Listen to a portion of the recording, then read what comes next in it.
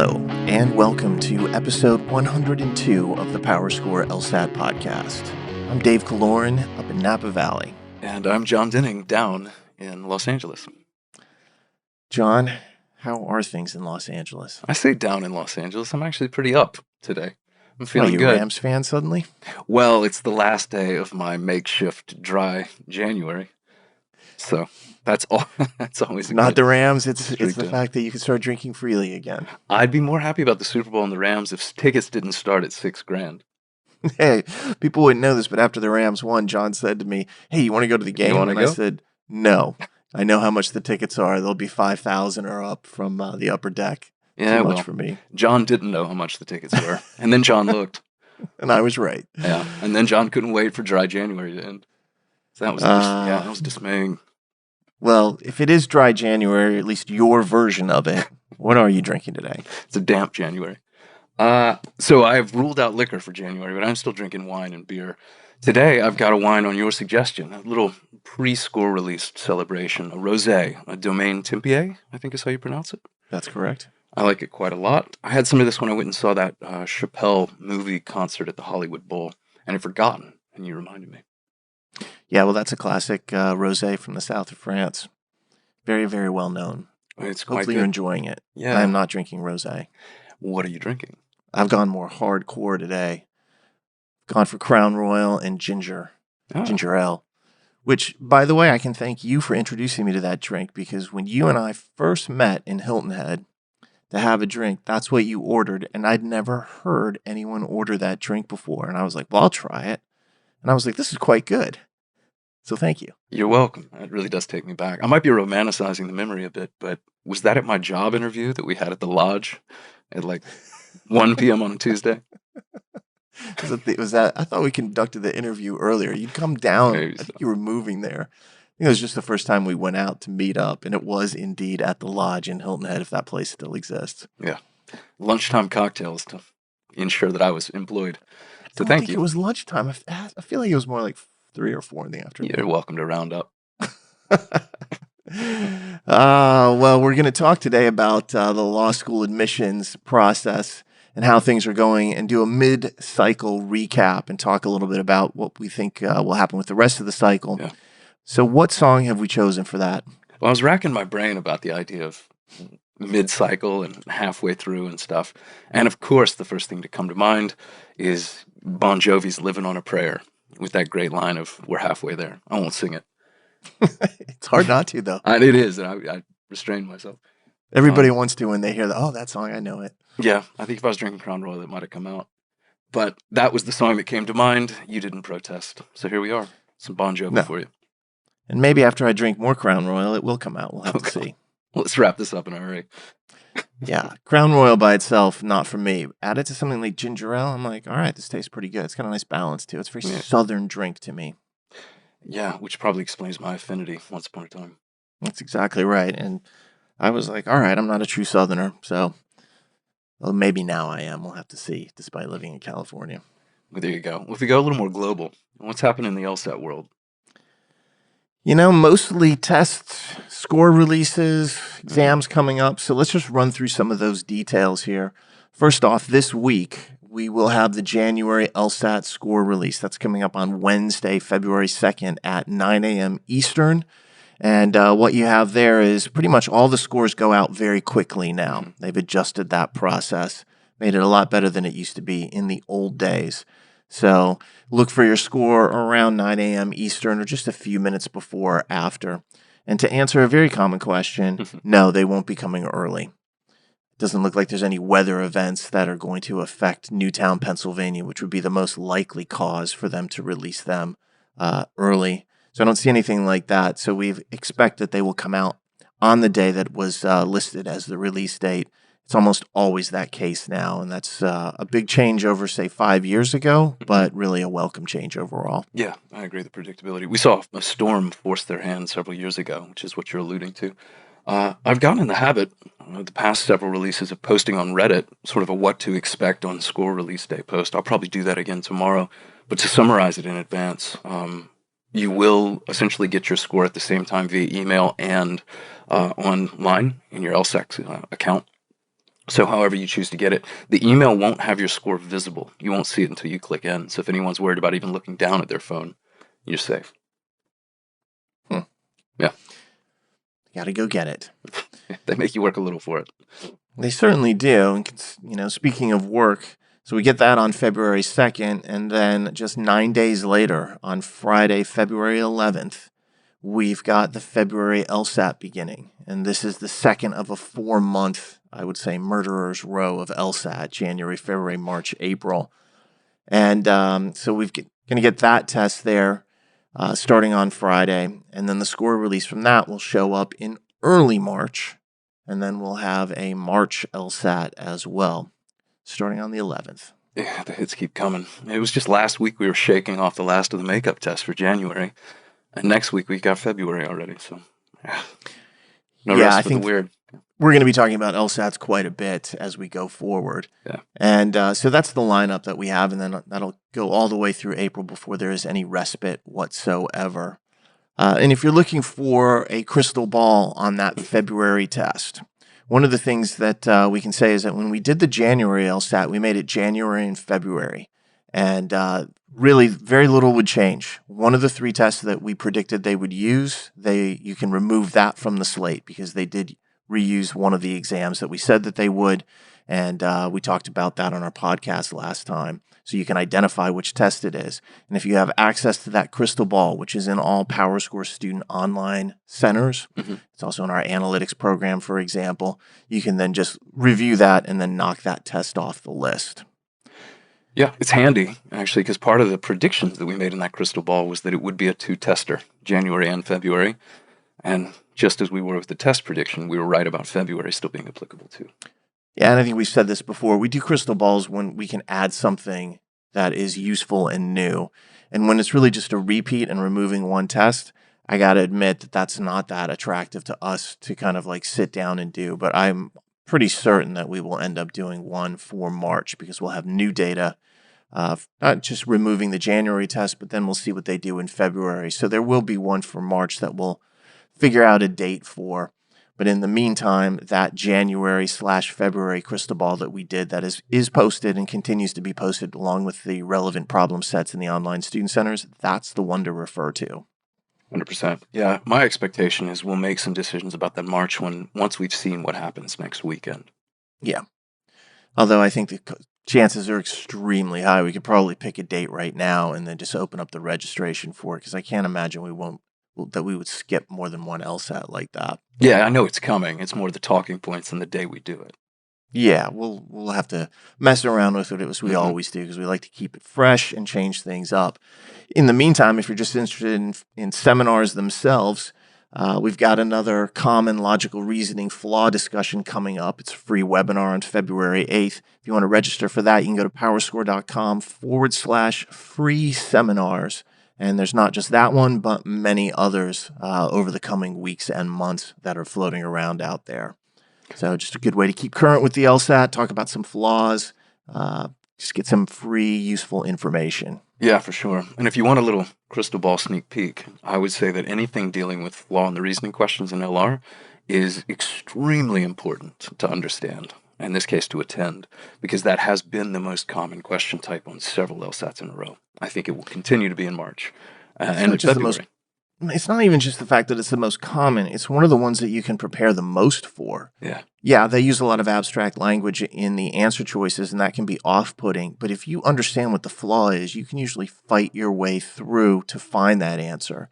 And if you understand a lot of common flaws, you can often dismiss answer choices by saying that didn't happen here. And in fact, we did a podcast series a while back, 4 of them, as a matter of fact, where we went through this entire discussion. So if flaw in the reasoning questions present a challenge for you, strongly recommend going back to that podcast series, go into, say, the LR Bible, maybe one of our LSAT courses where we really get a lot more in depth in this. And that will give you a tremendous addition to your arsenal to attack those types of questions. Yeah, a lot of value to understand that, and free points if you know the common ones. So, yeah. I understand why they're considered such difficult questions, but just like parallel reasoning questions, to me, there's a method to that madness. And that's never what I find challenging on this test. It's always something different, something really unique in terms of like question construction, as opposed to those questions which you can really learn to master. Yeah, completely agree. All right, let's move on. Let's go to the mid-cycle recap. Like, Jon, this is kind of like a State of the Union in the middle. A little bit, yeah. Of like what's really happening so far. And especially after last year, which was just devastation and damage for so many people who were applying. We want to kind of stop and say, well, where are things? How are they going? And we're going to break this out in a couple different ways. First off, we're going to look at both the U.S. in isolation and Canada in isolation. Obviously, we have a lot of students in Canada. My family traces back to Canada, so we're committed to supporting the nation of Canada and making sure that they've got good information as well. So we're going to start with the U.S. and just kind of like give an overview of where things are, make a few comments about the way things are working there, and then move over to Canada and give an overview of that situation.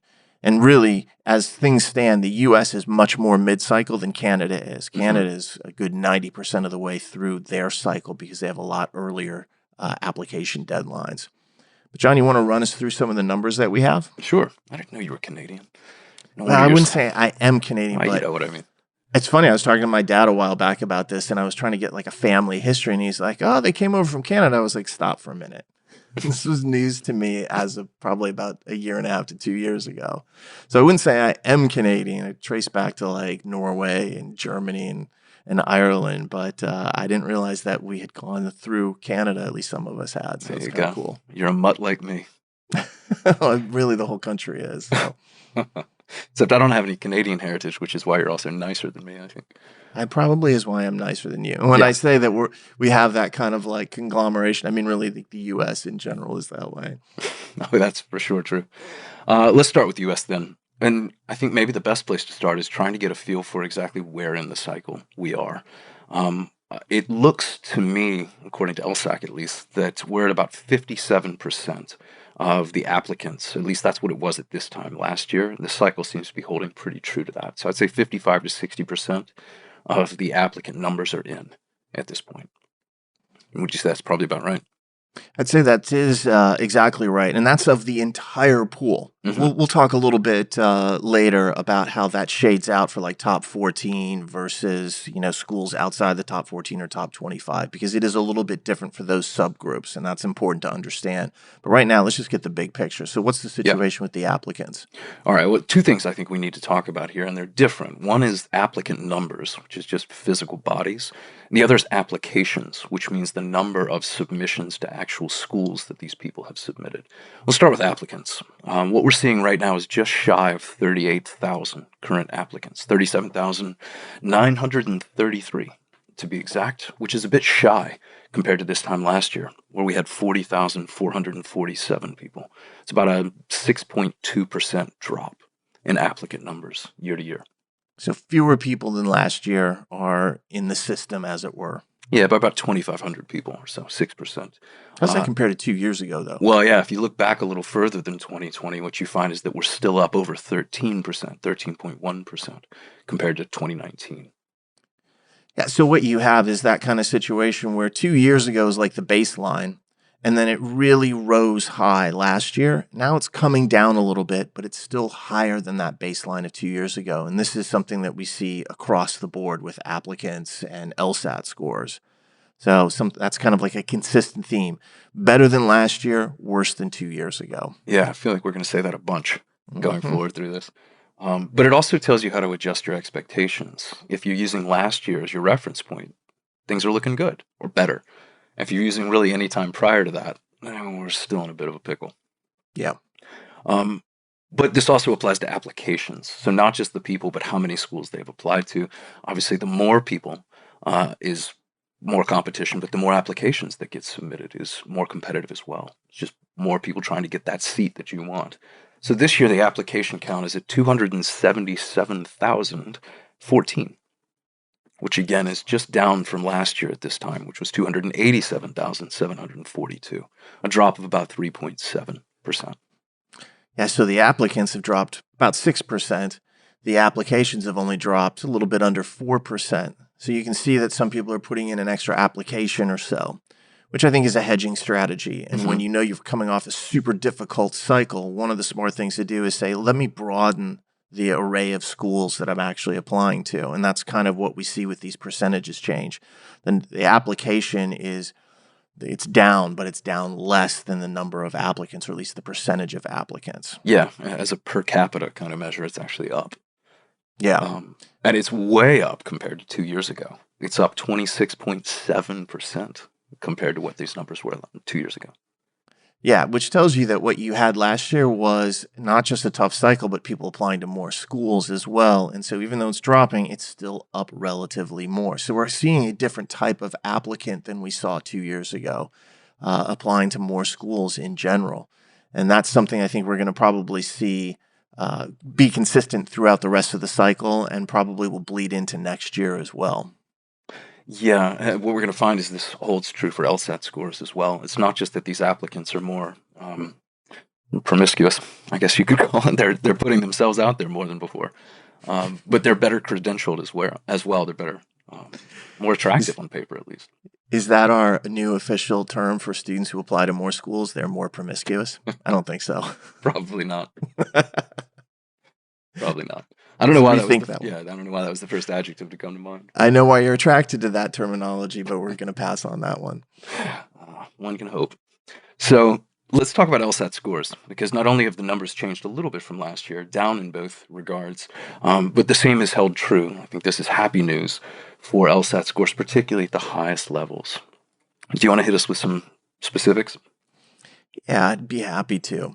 So again, this is just focusing on the U.S. If we were to look at, the highest LSAT score across all bands, because you've got a lower percentage of applicants, a lower number of applicants, you're seeing that same exact thing with LSAT scores. You see that overall the percentage change is down about 7.6%. This is pretty consistent. Statistically, I don't think that's a significant variation.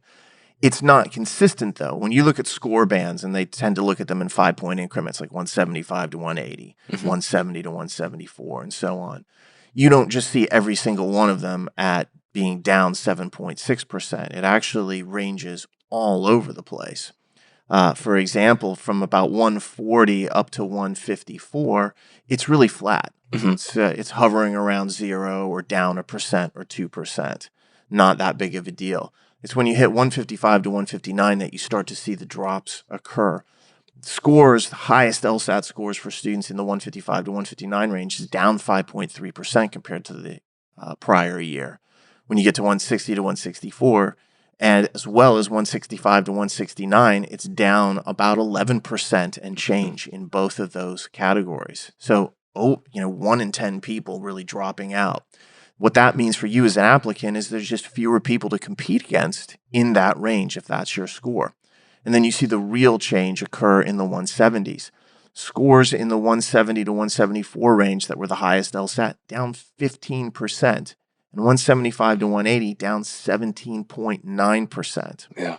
Now that's coming back a little bit. It was down as much as 20% in that upper band earlier this year. So we are kind of receding a little bit. We're starting to see a few more high scores getting posted. Could be seeing some retakers coming in. And January, I had some students who did extremely well, hopefully. But in November, I was getting the word back that they'd done well on that test as well.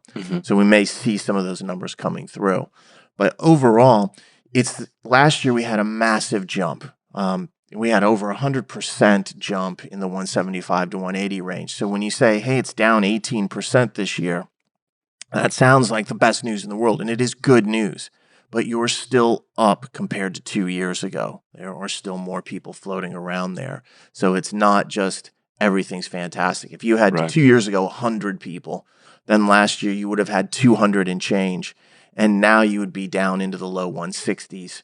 In terms of the number of people with those scores. That's still up a good 60% compared to 2 years ago. So it's very competitive still, but it is better than it was last year. And it was almost impossible for it to get worse than it was last year. So this is good news. Yeah, and we've spent some time speculating on what we thought maybe were the root causes of some of these changes, both the incredible bubble that we saw last year and then some of the deflation we've seen more recently. So I'll spare any listeners from us rehashing all of that. Thank you. I'll spare you too. Let's take a look at some of the trends that you've seen with ethnic groups. And one of the things I really like is that LSAC releases this information. I'll focus on the 4 biggest groups from a numerical standpoint in terms of applications, and I'll use the breakdowns that LSAC uses. And this is applicants overall. If you look at Hispanic/Latino applicants, that group is actually up. They are up about 1.7%. So you're seeing that law school message, consistently get out to that group. And I know LSAC pushes that quite hard. And so I'm sure that's something that you'll see in their press releases and them talking about.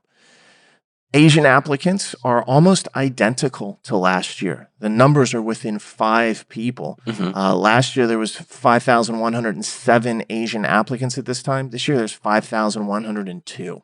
So yes, it has dropped by 5 individuals. So yeah, you're talking like less than 0.1% difference. Yeah, it's about as flat as it gets. But it just shows you there's consistency in that particular group in terms of applying.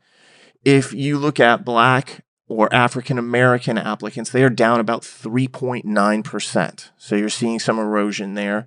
And then if you look at white or Caucasian applicants, as they're classified by LSAC, they're down about 8.2%. So you're seeing some shifts here in terms of like the types of people from an ethnic standpoint and their applications. And there are other groups as well, but those are the top 4 in terms of the actual numbers of applicants overall. Yeah, and again, if I'm reading this correctly, when you look at the overall applicant count is down by over 6%, then seeing drops of, say, 5 people in the Asian applicants or 3.9% in African Americans, those are actually a greater percentage than they would have been in a year prior. So again, some encouraging things there as far as I'm concerned. We could make a great LSAT question about how that works, as though even though they might have gone down, say, in the case of African American applicants, 3.9%, if the overall group has dropped by more, they're actually a bigger component comparatively than in the past. And that's exactly your point. That's a classic LSAT question. So someone should make one for us. There you go. If you're listening to this, enrolled in one of our courses, you're going to love lesson 9. Yeah, or if you're reading the Logical Reasoning Bible, go to the Numbers and Percentages chapter. You got to get through a good portion of the book to get to it, but that then becomes a real main focus of how rising and falling numbers and percentages can be very deceptive. Well put. So let's take that point and kind of summarize with the U.S. how the rest of the cycle is looking here. Yeah, I mean, the first thing I'd say is, look, there's still a lot of the cycle left. I mean, most optimistically, if we want to look at these numbers, you still got about 40% of the people yet to submit, essentially, themselves. So there's a long way to go with this, and that's going to be another theme that we touch on. That said, the cycle doesn't play out equally or evenly across the entire spectrum of schools. Some schools see a much heavier percentage of early applicants than others, particularly the highest ranked schools, the top 14 or the top 25. The cycle for a lot of those schools is much closer to complete. Yeah, they're much further along than 55% in terms of their applications. And remember that a lot of those schools have earlier deadlines. Not all of them have closed up shop at this point. There's still plenty of space there, but you're at the tail end of the window. And a lot of those schools are like, okay, February 1st, February 15th, what have you. Some of them go further. There are certainly notable exceptions here. But a lot of people who are applying to those schools are kind of like more high achieving, more aggressive with their applications. They understand that the earlier they apply, that gives them some advantages. And so they're ready earlier on in the cycle. So that's something to really think about, is that you're not out of luck with the T14 or T25 at this point, but you are at the tail end of the cycle. That can have some financial implications. However, it still doesn't matter. Applying early without the numbers to get in doesn't do anything for you. You've got to have the numbers to be able to get the door open. And so if you took the January LSAT and you're like, uh-oh, this is bad news for me. Look, if you took the January LSAT and you didn't previously have an LSAT score that was going to reach the medians on these schools, your chances were considerably lower. You've got to get those numbers for them to kind of make that consideration. And in that sense, it's better late than never. At least then you can weigh the offer, weigh the financial package they offer you, and determine what choice you want to make at that point. I had a tutoring student get into Harvard last June with her June score. So, I mean, these things happen. The doors aren't closed at these schools, they're just closing. Yeah, that's the thing about it. It's not monolithic. It's not consistent overall where it's like, oh, you didn't apply by January 15th, so you're late. There are exceptions, uncertainties, peculiarities inside this process. I talked to many people about their results, and we'll touch on that in just a second. And you never can predict what's going to happen. Sometimes I'm like, look, it's not looking good, and then good news happens. Sometimes it looks really positive, and someone's applied very early, and things don't work out. So it's not consistent in a way where you can look at the situation and say, well, this is the way that it is. Yeah. I'd also caution people about being very careful about comparing themselves online to other people and saying, well, their numbers were similar. What happened here?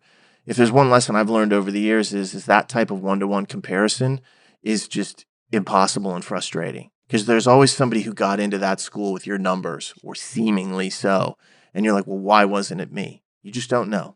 It could be the time of day that their application was read, the time of year. It could have been something they put in their personal statement, or a connection they had to the school, or a letter of reference, or what have you. You just can't see all the pieces that are floating around here. Yeah, it's a point I continue to make to people, which is that as cycles are more competitive than the normal, and as you get deeper into the cycle, things become more and more individualized. And so this whole idea of comparisons becomes problematic. Poisonous was the word I was going to use. But it just also becomes slightly harder to predict. Yeah, now remember that one of the things we said is we were down in terms of applicants about 6.2% for U.S. schools.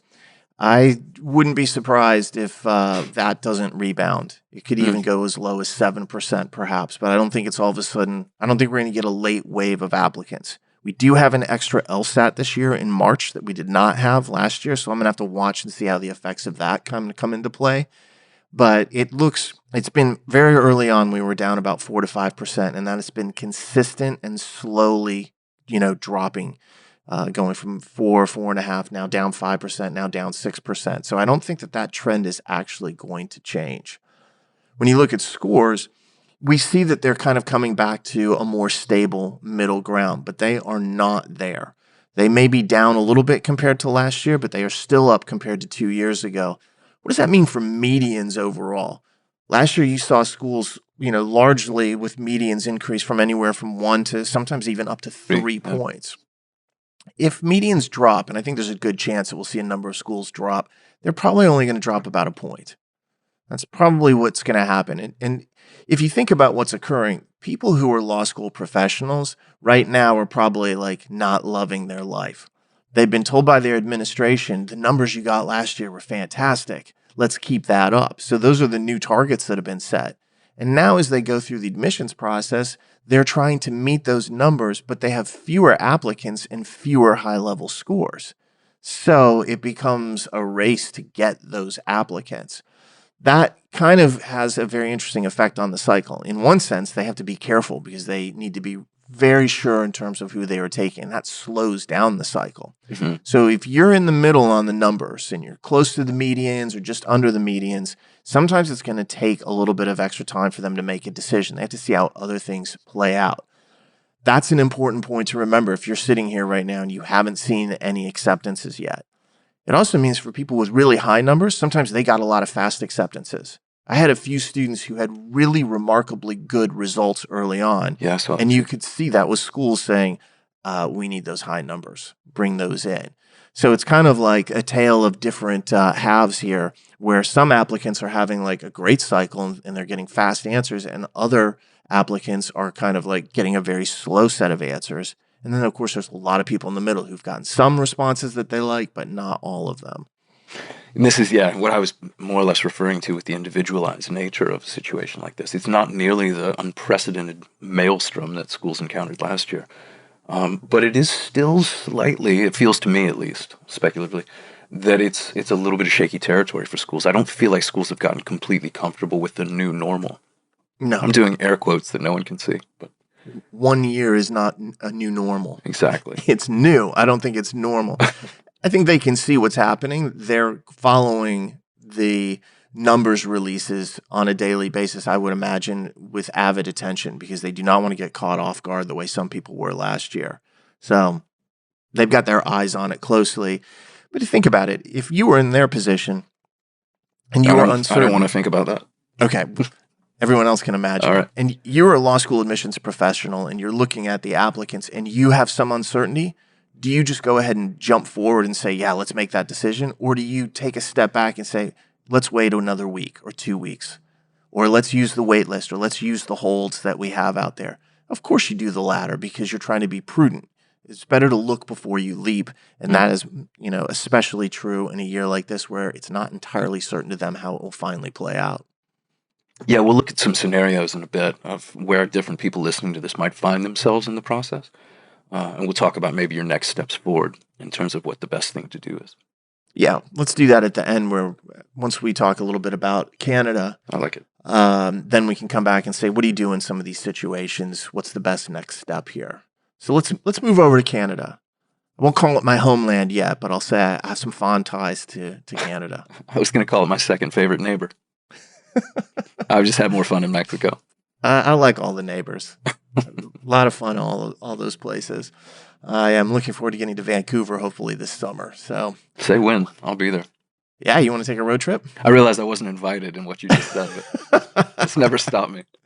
No, actually, it would be good. A good boys trip up to Canada. I got to take care of some business up there, oddly enough. So we can make a party out of it. Well, let's talk about Canada then.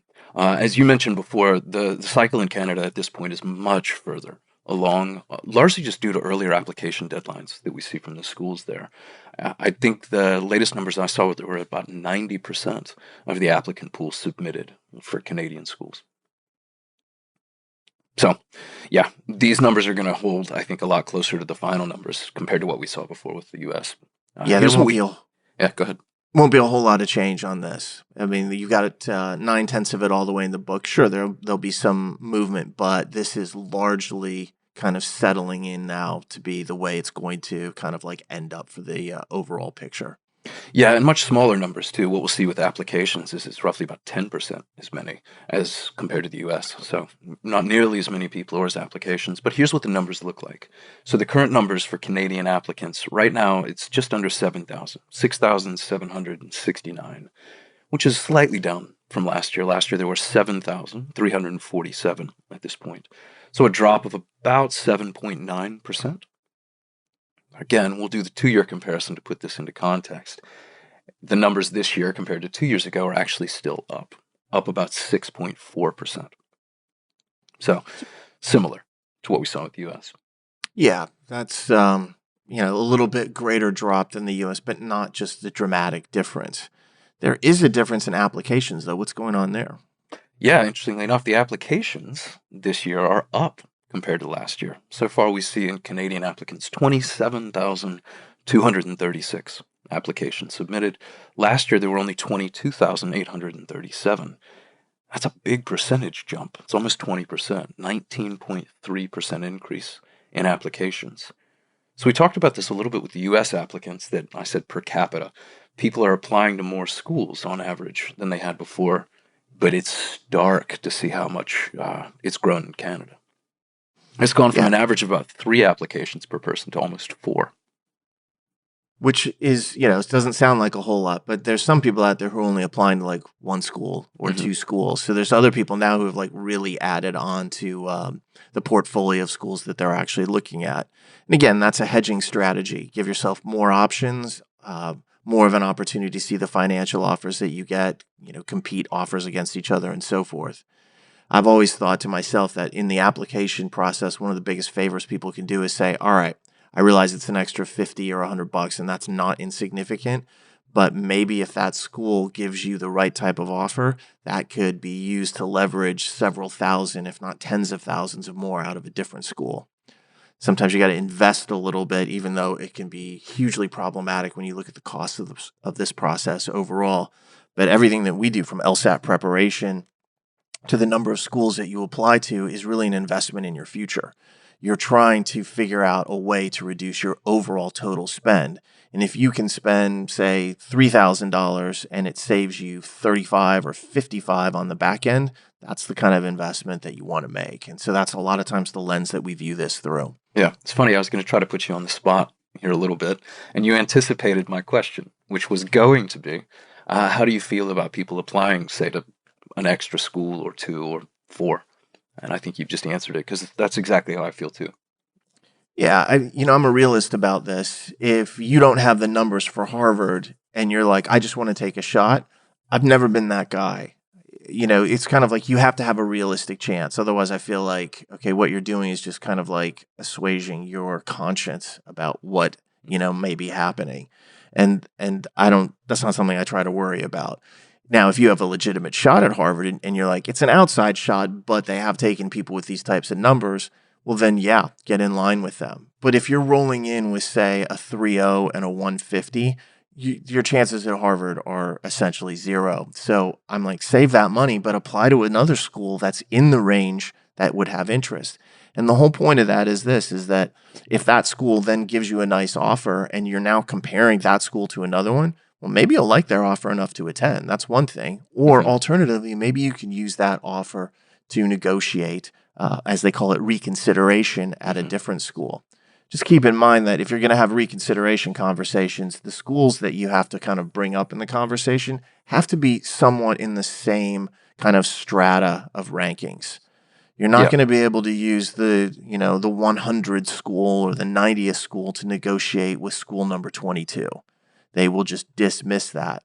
But you can certainly use school 23 to negotiate with 22 or 18 to negotiate with 21 and all those kinds of variations. It's got to be relatively close. So I'm all for an extra application or two as long as it's done judiciously. Yeah, I would say the same thing. When in doubt, send it. Apply. I mean, don't be entirely ignorant of realities. Like you say, a 150 and a 3.0 to Harvard. You better have an Olympic medal in your pocket or something. That might change the calculus. That could change the math. But anyway, that's what we're seeing so far with applicants and applications in Canada. But we also have some LSAT score numbers for our friends up north. Yeah, and they've experienced a very similar level of erosion to the U.S. numbers going down, although it's even worse in their situation. We said the U.S. numbers were down on the high scores about 7.6%. Canada's down about 18.3%. And every one of their score bands from 140 all the way through 180 are down double digits. So it's fairly significant no matter where you look. And yes, the 150 to 160 range is probably the least affected, down about 13 to 15%. If you go to the very top levels in Canada, the scores in the 175 to 180 range are down 27.8%. That is the second largest drop. The other largest drop is below 140. So a lot of people who were going to struggle with some of their applications just gave it up. And it might have been that they saw how bad last year was. It's really hard to say. But 27.8% drop in that 175 to 180 range is significant when you're looking at the schools that have kind of like a more selective rate there. 170 to 174 is down 16.4%. 165 to 169 is down 17.7%. And 160 to 164 is down 21.3%. So that is a big drop across the top line from 160 all the way to 180 there. Yeah. I'll note that a lot of those decreases are actually in line with the overall decreases that we've seen. There are just simply fewer LSAT scores in Canada this year. Last year at this time, there were just over 7,034. As of right now, there are only 5,749. So we've actually seen an overall drop in LSAT scores of about 18.3%. So when you see that 170 to 174 is down 16.4, that actually is holding up better against the overall drop than we see at some other levels. Yeah, and so you're seeing, it's not a big surprise in terms of what's happening. We knew LSAT scores were coming back. It doesn't really matter where you are. But overall, this is still the same type of situation. We had a real big increase last year. And so even though we're seeing this, it's still inflated just a little bit. That's true whether you're in the US or Canada. This is a tougher cycle than 2 years ago, but it is an easier cycle than last year. Yeah. So again, so much of this is just about points of comparison, but particularly for the Canadians up there, there's a lot of good news at the moment. Yeah, and in their situation, as we said, they're 90% of the way in. You've got some additional scores coming. I'm sure we'll see a bump after the January scores come out here. That leads us even closer to the kind of like the final finish line. But the cycle in Canada is essentially locked in at this point. It's going to be better than last year, but still tough compared to 2, 3, 4 years ago. Yeah, I was thinking about the timing of this actually, and the fact that in 48 hours or so from when this comes out, we'll have the January numbers. And an argument could be made that this will need an update. I don't intend to update it, but we will know more as the week goes on. I'll tell you what we will do. If we see some kind of dramatic shift, Yeah. then we'll update it by talking about it in the next podcast. I know we want to get to talking about some logic games and some other things in upcoming episodes, but we will always be able to say, hey, this is what the change we saw from January. That's usually what we do when we get a score release. So that would be more in line with next week. We'll have to see how Wednesday goes, talk to some students, get some results, and kind of like assess the situation, which takes a couple days. Yeah, this is definitely going to continue to be a focus, though. So for anyone who feels like this is one and done, not quite. We'll keep you updated on these numbers as we learn more. But we may not devote an entire episode to it as we have here. Yeah, that's exactly right. Maybe we'll do one this summer when we're much closer to the very end of the line. But for now, this is kind of as close to mid-cycle as we can get for the majority of people out there. Let's talk about some of those special cases that we looked at before, kind of like just in nodding reference, and maybe kind of like throw some scenarios that students might find themselves in right now and see exactly maybe what they should do. The classic scenario that you have right now is that there's some students out who still have a low LSAT score. And I had a number of questions before January about, I have a low LSAT, what should I do? You could also look at it as if you have a high LSAT score, but you think you could do better. So we could kind of like flip that around as well, because I had a number of those questions, even about February and March. If you're in that situation, is it bad to retake? I guess that's the basic question. What should those people do who are either sitting on a low LSAT score overall or sitting on an LSAT score that they know is lower than their capacity or capability? Yeah, I'm glad you put low in context because I was going to. This could just be low relative to your potential, not necessarily to the schools that you want to go to. If you can improve your LSAT score, it is almost impossible for me to come up with scenarios where a retake's not a good idea. Yeah.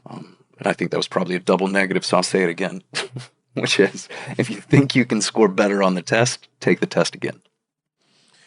Yeah, and really, it's easy enough for us to say that. We work with the LSAT all the time. Taking the test is something that we're comfortable with. We're comfortable working with students on. But the reason that we say that actually has, I think, really monetary roots to it. We know that the LSAT is probably the biggest overall factor in someone's application.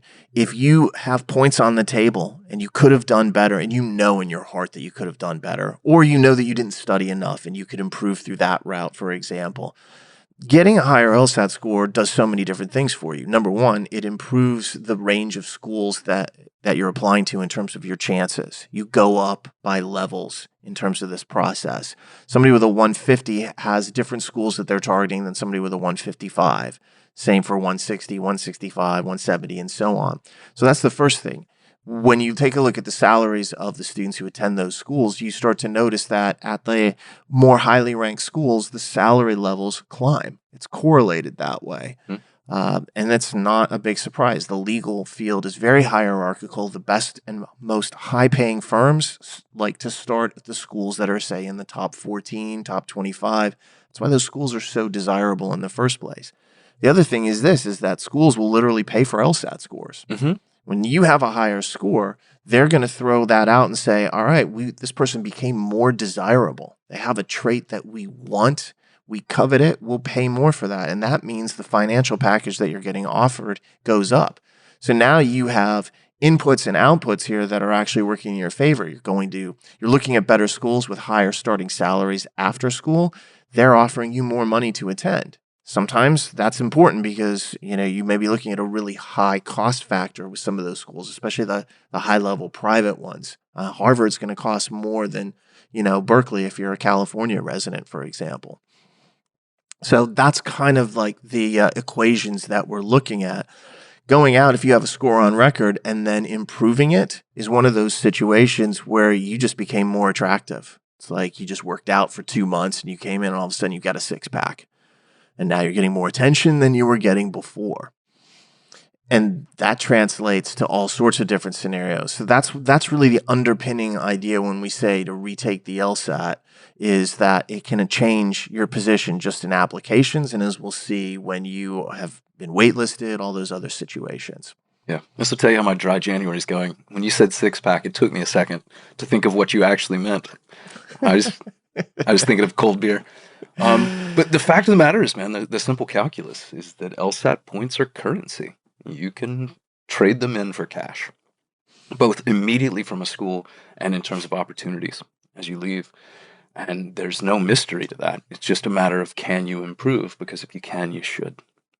Yeah, and one of the big fears, by the way, is, well, what if I score lower than I've done previously? We've said this many times before. In fact, I was asked it this morning. Is that a legitimate, should I be worried about it? And the thing is law schools report the highest score. That's what matters to them. So whenever you get it, that's who you are. A lower score after a high score doesn't matter. And certainly, maybe 5 years ago, I would have been like, we need to be more careful about that. But things have happened where people have had unlimited LSAT takes. They've gotten 6, 7, 8, 9 takes on the record. It's really kind of like made that one holy grail score less of an issue for law school admissions professionals. Now they're looking at the entire thing and saying, where is that high score? Okay. And they're also realizing there's been a ton of tech issues with the LSAT. Pandemic has weird effects, people's situations and so forth. So your high score is who you are. Don't worry about the other scores. 100%. All right. What about people who are actually in a situation that you've referred to, where they're staring down the barrel of significant debt, but have the potential maybe, again, to eke out a few more points and counteract some of the costs? Well, I mean, for those individuals, and also I'd say for people who have like really high GPAs, like a 4.0, these individuals have got to focus on this test, because if cost is a factor, if you're looking at $250,000 worth of debt, yeah, it may suck to go take the LSAT one more time and to study another month or 6 weeks or 8 weeks. But if you can do that, get a higher score, and then a school comes back with, say, $30,000 in financial aid, or an additional $40,000 or $50,000, and I've seen higher than that, obviously. Yeah. That turns out to be some of the best time that you've ever spent. That's the most worthwhile 4 weeks, 6 weeks, 8 weeks, what have you. I've been fortunate enough to do this long enough that I've sometimes had these conversations with students where I'm like, go retake it. You were practice testing in the 172 to 175 range. You got a 166. You can do better. You can do better. And then like 3 months later, I'll get a message that says, I got a 174. I'm so happy. Thank you for telling me to retake it. Sometimes you just need someone to tell you. So if you're in that position where you can do better, or you didn't put in 100% the first time or the second time, go retake it. It's worth the money in the long run. And even if it didn't come through this year, if you didn't like all the offers you had, you then have that score on record for next year if you choose to apply, and you'll have a lot more knowledge about the process. So if debt considerations, financing law school is a big consideration, and I think it is for pretty much everybody, then the LSAT becomes even more important, because it's one of the key bargaining chips that you have, and it's one of the few that you can actually impact in the short term. You can't change your GPA because you spent 4 years or maybe more putting that in place, but the LSAT is something you can change materially in just a couple months. Yeah, month to month. It's part of the reason I'm so excited about this Wednesday, is I know I'm going to get those messages from people. Thank you for convincing me to stick through this with another month or 2 months. I was talking to people before Thanksgiving who really wanted to be done, and I convinced several of them not to be. And I know this Wednesday I'm going to get those messages of like, you were right. So that explains some of my jubilance for this week. You mentioned one other situation there that I want to kind of circle back to, which is what happens when you are that student with a 3.8, 3.9, 4.0 kind of GPA. Because I wasn't, but anytime I see one of those people, all I think to myself is, my God, you are in a special, powerful position. You have the opportunity to write your ticket anywhere. All it takes is one good, maybe Saturday morning. Or Sunday afternoon, Or depends on whenever. when you take the test these days. Or Friday. Ugh. Friday's the new starting date Friday's for the all new LSATs Saturday, going yeah. forward, in case you didn't know that. They just released that information recently, and John and I hate it. That is correct. So, yeah, Friday starts for the foreseeable future. But, I mean, a few hours can dramatically either change who you are in the eyes of these schools or solidify your opportunity to essentially demand what you want when it comes to these schools. And that's what a good GPA as a background leads to. Yeah, sometimes I see students out there who are like, I've got a 399 and a 158. I think I'm just going to go ahead and apply. And I think to myself, you're leaving tens of thousands of dollars, potentially hundreds of thousands of dollars, likely more than that over the course of your career on the table by doing that, just because you don't want to suck it up and force yourself to do the hard work. And I realize it's hard. I mean, I wrote the LSAT Bibles, and I realize that at times they can be dense, maybe even impenetrable to some, but there's help out there. I mean, I'm on the forum talking to students. There's all sorts of different resources that you can go. You and I took the LR Bible and turned it into kind of like a video discussion, just to try to make it easier to digest. And it's the same thing with our courses. We try to make it interesting. That hard work is critical. And sometimes you just need to hear it from someone that says it is worth your time to go out and do that. So keep that in mind. This turned more into the cheerleading section, which I'm really enjoying has. this. It's rare that we're both so optimistic, people. What about those students right now, John, who actually have pretty good numbers? They've applied to a fair selection of schools, and they have not really gotten any responses, or they've been seeing some holds. Nothing that's really telling them that there is a clear picture for them. We saw this a lot last year. Yeah. I'm seeing it a little bit less this year, which is making me happy. What do you think they should do? Well, I'm going to be a heretic here, or at least hypocritical, and give my least favorite advice, which is be patient. That's the first thing. You're not a patient guy, so I know that hurts you. I hate when people say that to me. It's a lot like telling your girlfriend to calm down as you have a screaming fight. It just does no good. It's terrible. Well, it doesn't do any good. That actually is probably the catalyst for a nuclear war. So, yeah, be careful there. Who thought I was single?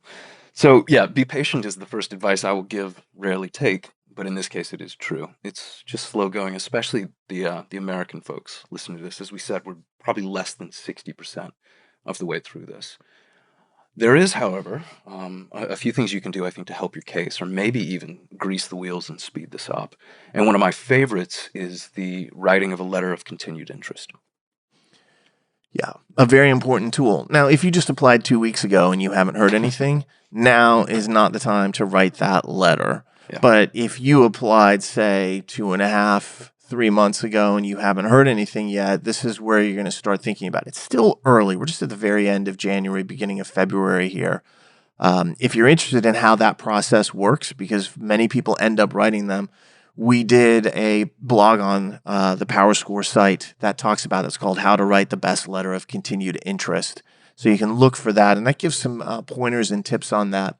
But right now, I would still say be patient. Mm-hmm. Signal interest. If there's anything that you can do that will tell the law school, hey, I'm still interested, nothing's really changed, that's always good.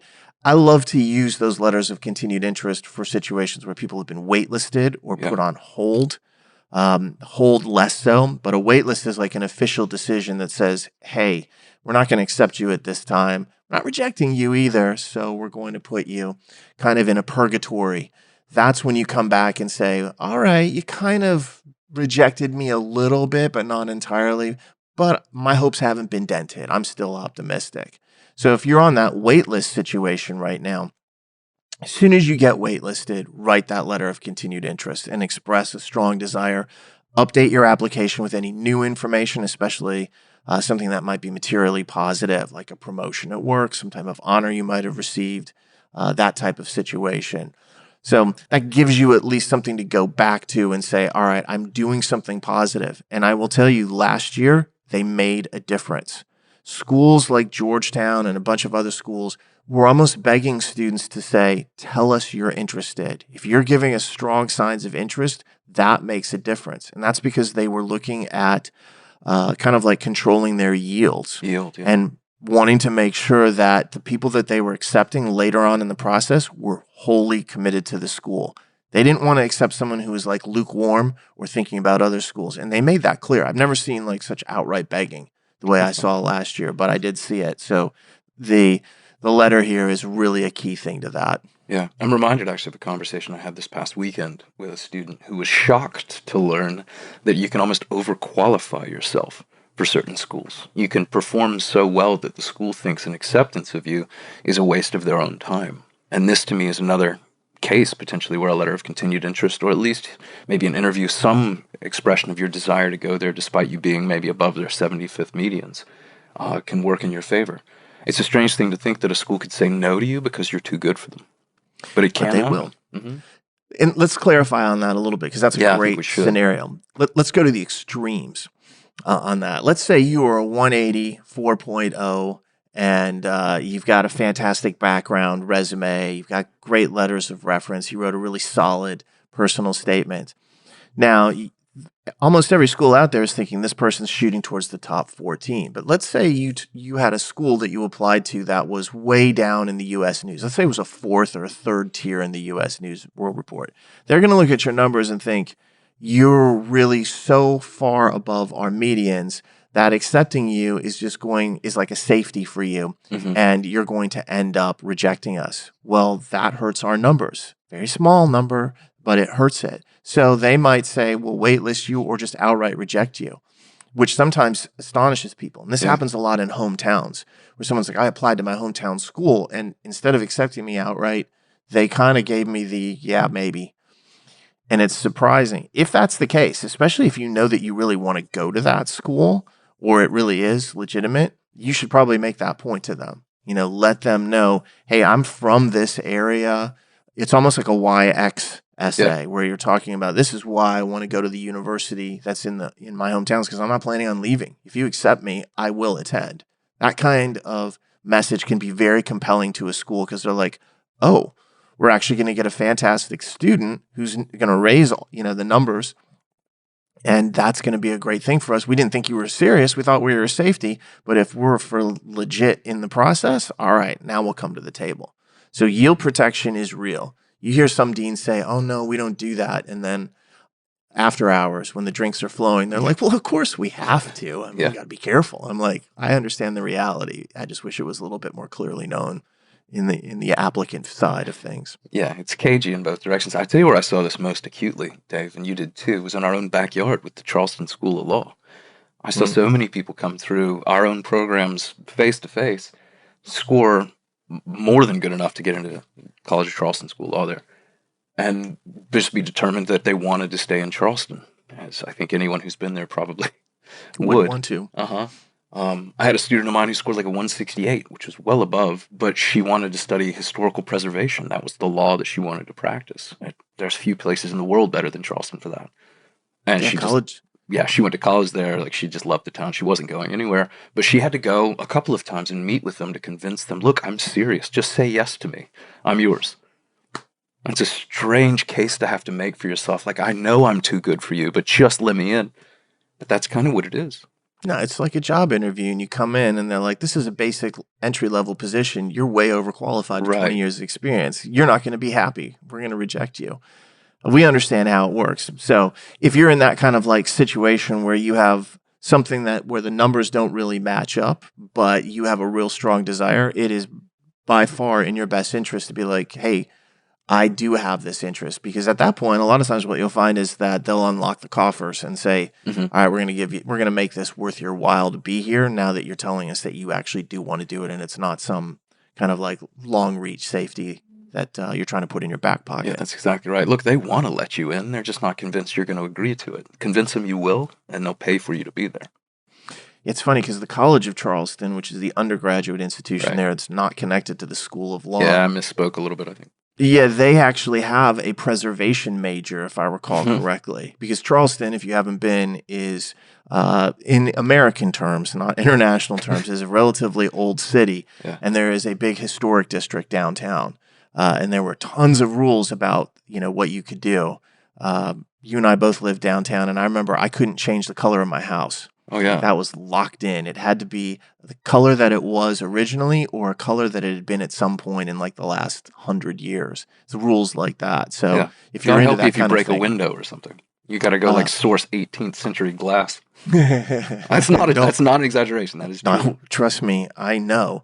If you have windows replaced in Charleston in the historic district, you cannot just, call Anderson Window Walls and have them installed. You have to have original handmade glazier glass put in there. Period specific. Yeah. Yeah, the windows are hand built. And I know this is a total tangent, but let me tell you, that's not cheap. Yeah, as a guy who lived in a house with a lot of windows, many of which got broken. Yep. I had some window replacements because guess what? Handmade windows end up rotting over time. And all of a sudden you're like, what? Just drop me an Anderson window wall in there. And they're like, can't do that. That would be breaking the Preservation Society rules. And that, I will tell you, sucks. Anyway, I think that kind of wraps up the, some of the special cases. We just want to touch on a few of them and give you thoughts. Certainly, if you have questions about this, go to our LSAT forum, and we do a lot of admissions, kind of like low-level answering and so forth. Feel free to post your situation if you have kind of like a variation on that or some considerations we haven't covered. We'd be happy to like throw up a few comments and just give you a sense of how things look for you. Yeah, I'll make one last comment on this too, which is slightly more capitalistic, but I'd be remiss, I think, if I didn't at least give a nudge or a nod to our admissions consulting people. We have professionals who help students get into schools that their numbers don't always suggest they should have. This is what we do. So again, in the grand scheme of investments, that is often the best money you could ever spend.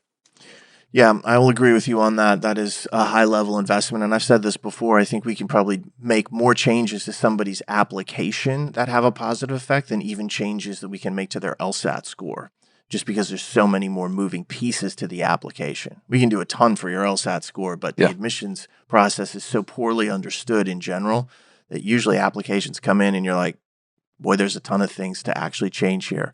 I will say this, like a lot of services that have high value, there is a lot of demand for that. And so we are sometimes running a wait list to even get into that program. So if you are interested, I would recommend doing that sooner as opposed to later. Yeah, especially this time of year in a particularly competitive cycle. It fills up. Yeah, and so on that final note, mid-cycle recap, you can see what it is. Better than it was 2 years ago, or worse than it was 2 years ago, better than last year. Classic misspeak at the end. Thanks. Well done. So I think we made the point repeatedly early. So that's the way that it is. I think that's the way it's going to play out throughout the remainder of the cycle. Certainly with Canada being almost done. Definitely in the U.S. with over 50% of the process in the bag. I think that's what we're looking at. It's a matter of degree now. How much better does it get compared to last year? Hopefully it continues to get better and better for everybody. Yeah, fingers crossed. All right, on that note, if you get a chance, please subscribe to our podcast on iTunes, Spotify, YouTube, or anywhere else that you may find it. And if you've enjoyed it, leave us a comment or rating. And if you have any questions, we'll be doing a mailbag at some point in the next month or two. So please send those questions to lsatpodcast@powerscore.com. On behalf of Jon and myself, we hope you've enjoyed this podcast. We certainly enjoyed talking about the LSAT and the admissions process. Stay safe out there.